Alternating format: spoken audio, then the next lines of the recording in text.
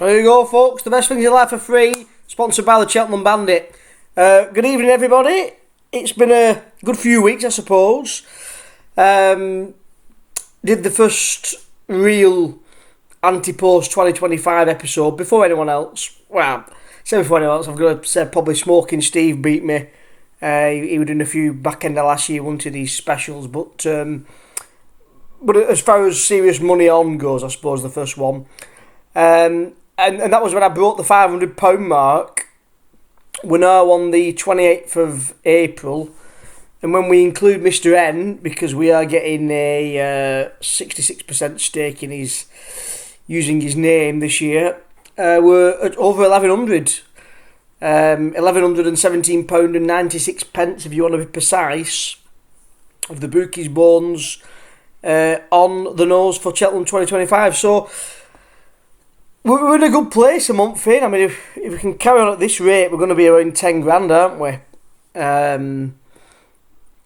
Which last year overall, we're probably on track. Last year with 10 grand and we came back with 7, which if you'd used cash would have been a 3 grand loss, but that shows the benefit of ante-post spread betting with the bookies' money.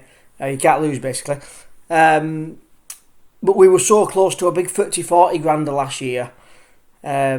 Like we have been the last couple of years. But it'll be our year. You know, like Warrington Rugby said, it'll be our year. I'm just doing this episode today. I'm going to focus on these notes that I've started making last year. So each year I've done this, I've gone a bit earlier each year, and also gone a bit more serious. I suppose because I'm realising I'm making a profit and I'm messing about.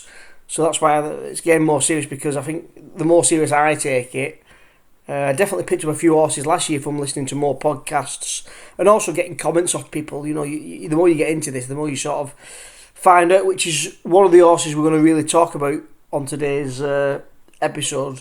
So I'm today just going to talk about the notes I've made for the Tuesday. So that's the little summary page. I have tidied up this spreadsheet actually. So I've got four tabs actually. The Big Bandit's bets that he's doing on his own, which we do chuck in on there. Bets we do historically jointly. Bets I do historically on my own, and bets from Mr. N. But as you can see on here, I've got a filter, so I can simply just filter it to whatever race I want as the first race. Most of these are doubles, so I've got race 2.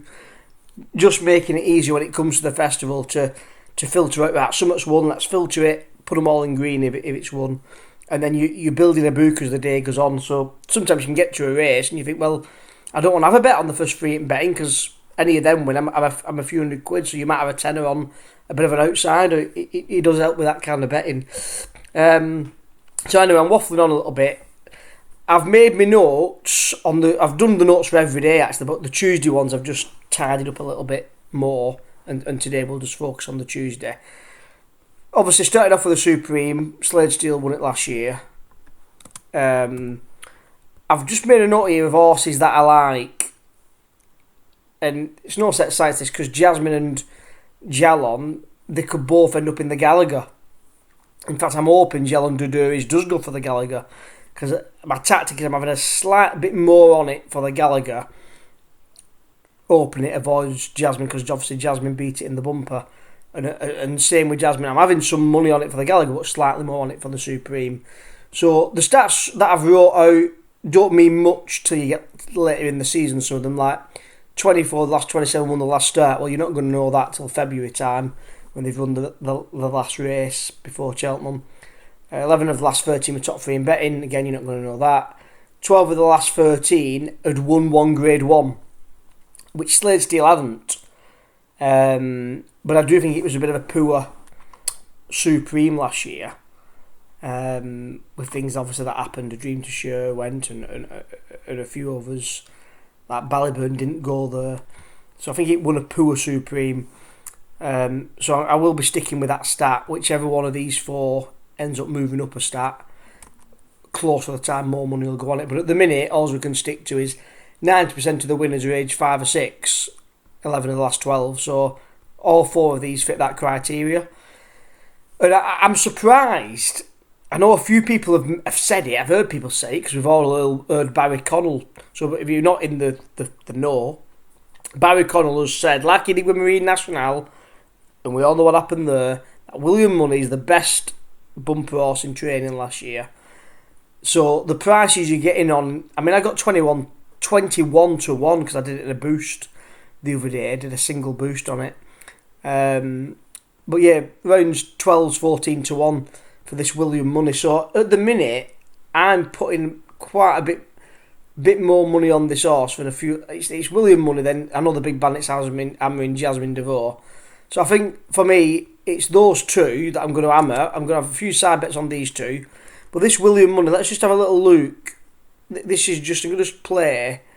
Dispute as they come towards the final quarter of a mile, and it is Wingman. It's the horse in yellow here. And alongside Flood in the Park, William Money, riding behind them and closing, then Big Dispute and Scummel Bond. The chips are down now, racing down to the final furlong. Flood in the Park with William Money cantering up on the outside. Wingman on the inner. These three are in a line. 200 yards to go. On the near side, it's William Money from Wingman and Flood in the Park, and it's William Money striding away in style for Finney McGuire, and Barry Connell cements further claims in bumpers coming up. Second is Flood in the Park, Wingman third. Quite a bit of money on it. You've got to take a risk or two. Welcome back to Nace. We're just in the winners' enclosure watching again that brilliant performance from William Money to make it 2 out of 2 in the bumper for Barry Connell, who's with us now.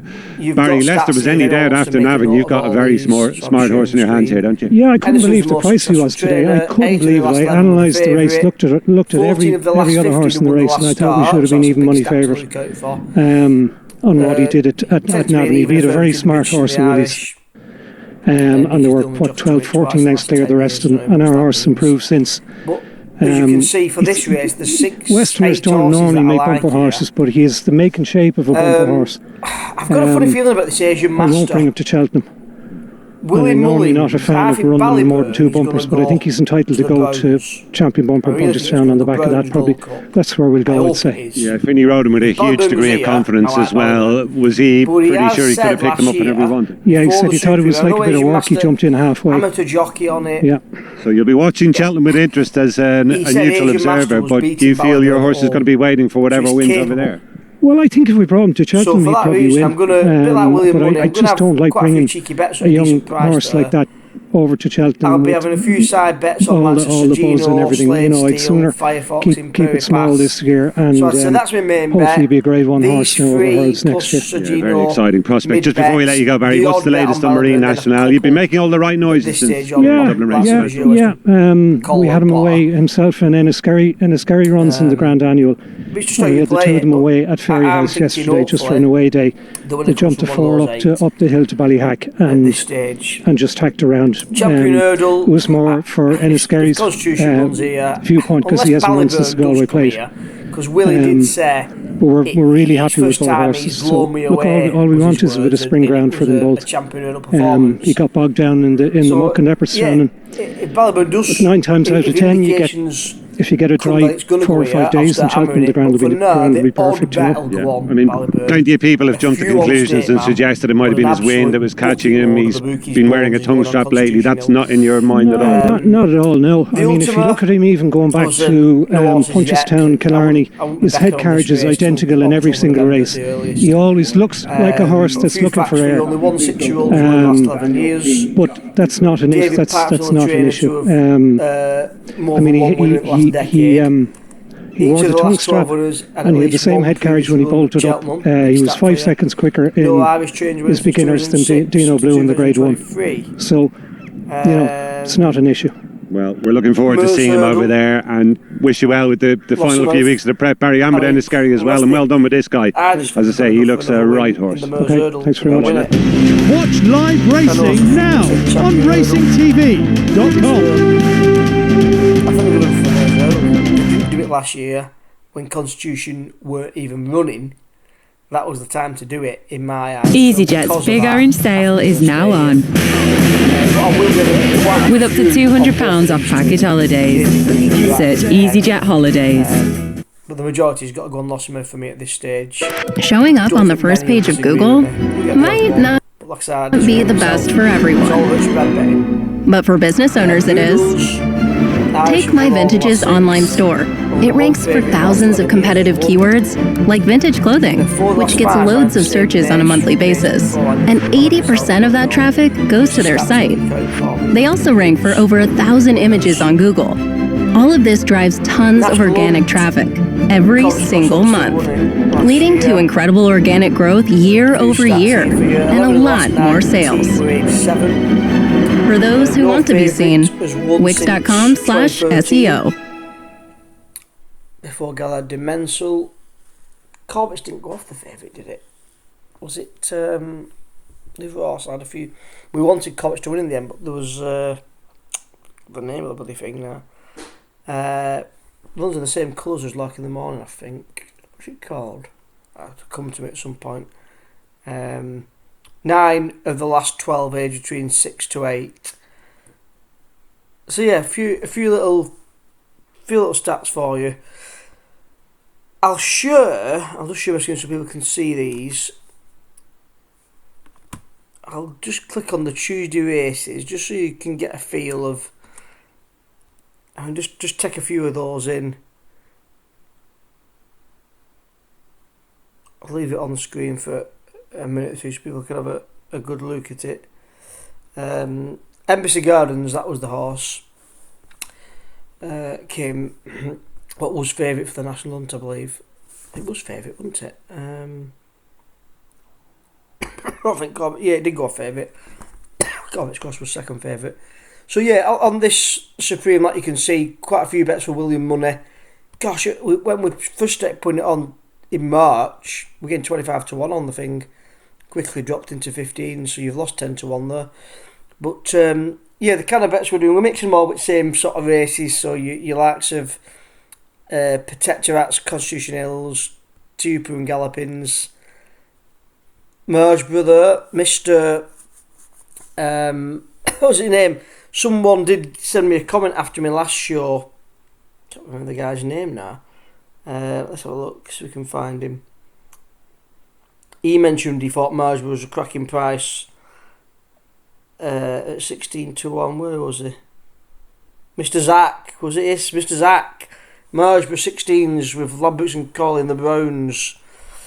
Well, Mr. Zach, we've got 18s here, son. The Bandit's on it. Get on it with Mr. Zach and the Bandit. Marsborough 18 to 1, 16 to 1 for the Browns. That's not a bad bet, that is it? That's a cracking bet. Apart from William Money not being 25, so you got William Money at 15s. It's now about 12s. Marsborough 18s. John Bomb for the Queen Mother, courtesy of the Big Bandit. 11 to 1. Gosh, what do we have on it? 36p. Dog goes on with the Bandit, but we earns 1300. John Bond's about 3 to 1 already after beating El Fabiolo. So just wish I had why didn't I have a tenner on it? That's the way the cookie crumbles, guys. 11 to 1. John Bond Queen Mother. Wow. Didn't even know I had it. This is the good thing about doing bets early when you've got a little inkling on things. Let's have a look at some others. Yeah, Lossimer from William Money, obviously. There's Jallan for the Gallagher. In a couple of doubles with it. But these prices look really good when they end up being even money later in the season. I know people say the value's not there. I still think it is. You know, I've got someone commenting, Mr. Zach, saying Merge was a cracking price at 16s in April. Yeah, I've still got 18s in the March. So Mr. Zach says get on it. I say get on it. Let's get on it. Let's have a look here. Let's type in the Arkle. I'm going to have a look at the Mers. Arkle, yeah, like I said, a couple of bets on Ballyburn. Asian Master here, £5 straight on the nose. 20 to 1, must have done it as a boost or something like that. A few on Sergino and Firefox. Let's have a look on this tab at the Arkle. Yeah, Ballyburn, quite a bit on Sergino actually. Slade Steel.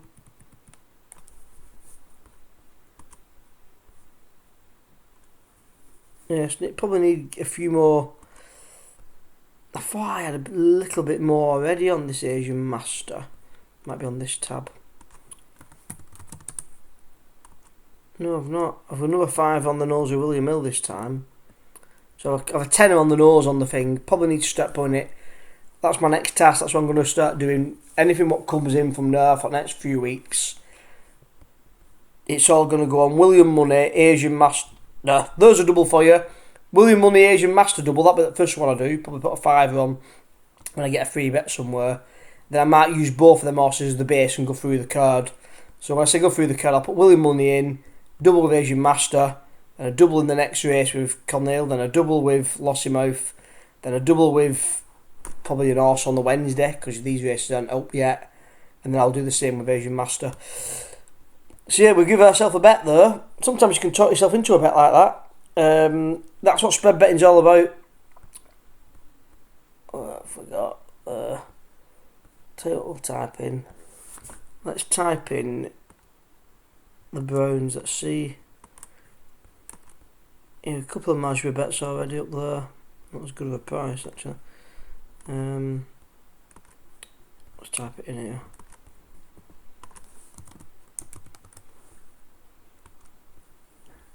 Yeah, we hammered Marjorie a little bit, didn't we? There, 14s, but I thought there might have been a few more 18s. I thought I might have really put it in. Let's just have one look and then we'll wrap up.